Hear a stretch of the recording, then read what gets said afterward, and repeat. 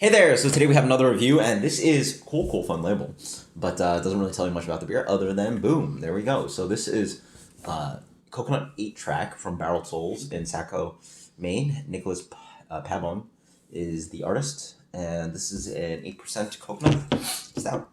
So Barreled Souls, small brewery in Maine, really impressed me years ago at EBF, and makes some really amazing barrel-aged beers. I assume it's not a barrel-aged beer, but and again, I did no research on this one. It's actually quite foamy. Curious. I did find this on the warm shelf, so maybe. Oh, keep cold, drink fresh. Hey guys, be careful. At GB's bottle shop. So this was sent out as GB, so it's probably some re-fermentation occurred in the can. Well, and it's not their fault if that was the way it was sent, though.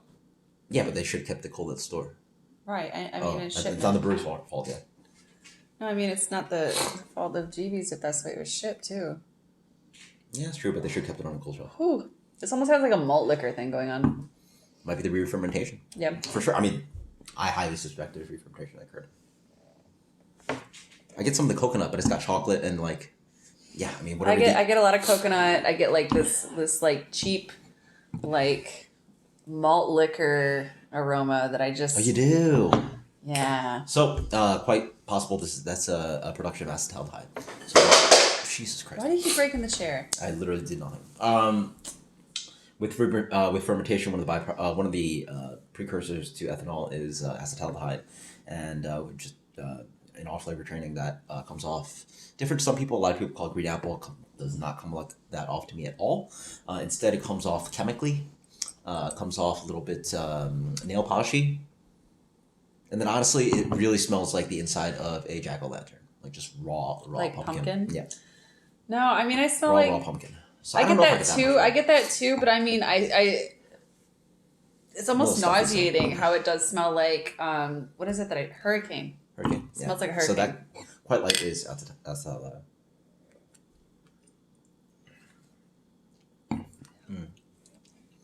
The beer's overly dry, probably. In the foam, and you sort of see, large bubble head on that. It doesn't taste right.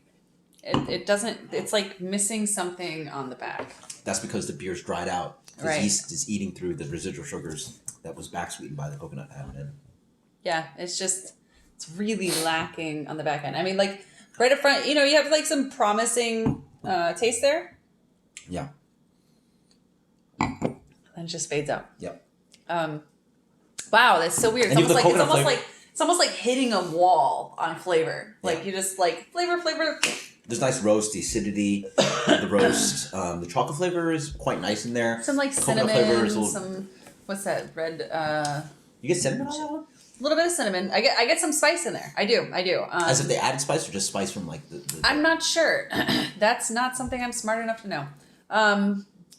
But I kind of get like some cayenne type thing going on.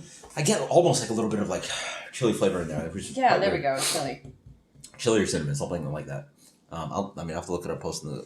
But I will say, given the can art, which almost looks like Aztecian, is that a word? Looks almost Aztec. Kind of that Southwest,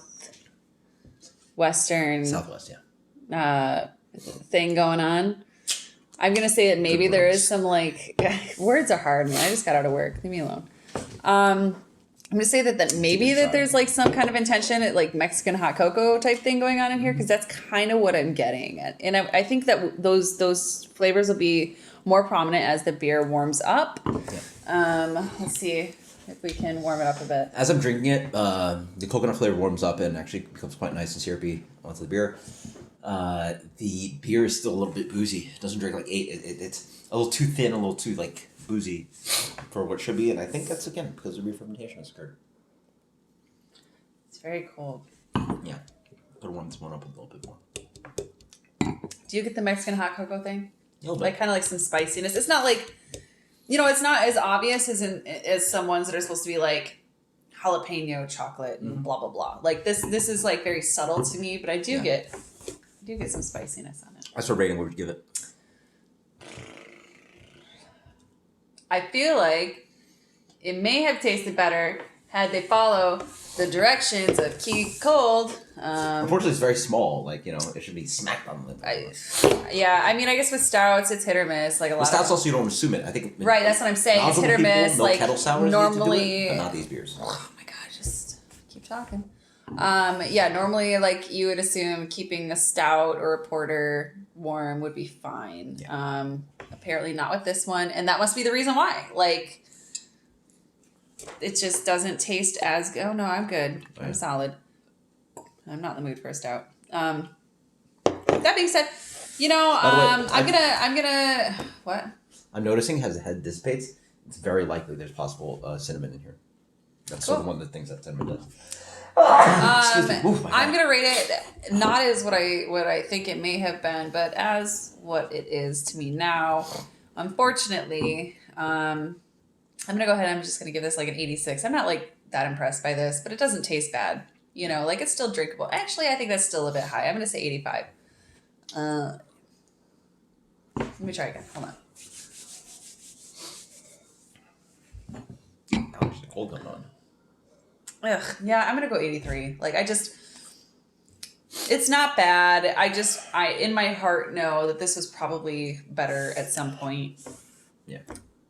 It does kind of have some, as it, you know, warms up, does kind of have some malt liquor taste to it. Okay. I think one of the best, you know, one of the most redeeming qualities is that kind of like spice that I'm getting from it. Yeah. That's pretty much all I have to say about this. So let's go on to Darwin spiel. I'm still torn of whether they might have added a little bit of ingredient here because that's part of the appearance thing that I see. It could be a possible addition of maybe some spice, maybe some cinnamon, maybe some chili.